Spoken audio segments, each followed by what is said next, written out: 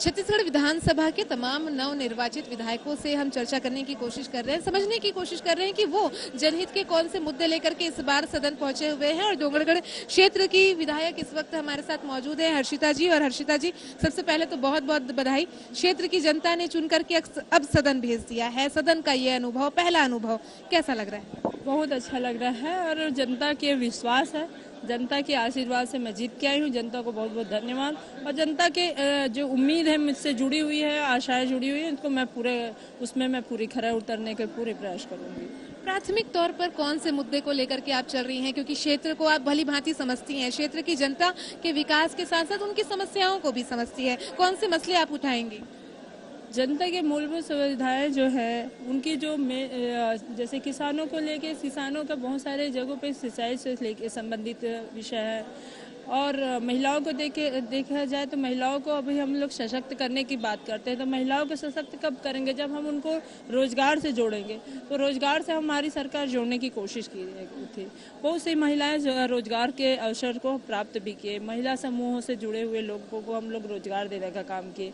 तो ऐसे बहुत से मुद्दे हैं जिसको हमको आगे बढ़ाना है। और विकास कार्य तो बहुत सारे होते हैं, विकास कार्यों का रुका हुआ कार्य है उसको भी पूर्णतः हमको आगे बढ़ाना पड़ेगा। साथ साथ ऐसे कार्य करना पड़ेगा जिसमें जनहित हो। एक पर्टिकुलर एक मतलब व्यक्ति को ना होके या एक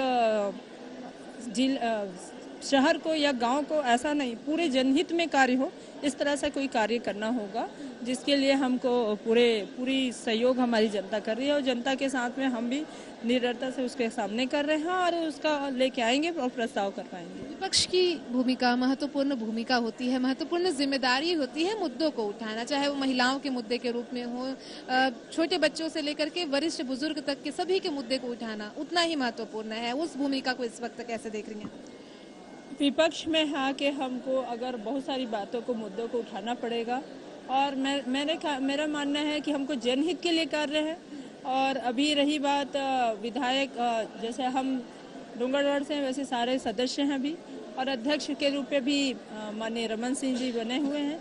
तो हम तो यही आशा करते हैं कि सरलता से वो सारे सदस्यों की भावनाओं को रखते हुए, पूरे विधानसभा के ध्यान में रखते हुए, पूरी छत्तीसगढ़ का विकास को करते हुए उनको ध्यान आकर्षण हम कराएंगे और विशेष रूप से अपने विधानसभा की बातों को उठाएंगे। ठीक, धन्यवाद। चलिए, तो ये थी हर्षिता स्वामी बघेल, जिन्होंने हमसे खासतौर पर चर्चा की। विपक्ष में है, अब जाहिर सी बात है जो जनहित के मुद्दे हैं, इन जनहित के मुद्दों को उठाने के लिए वे इस वक्त तैयार हैं।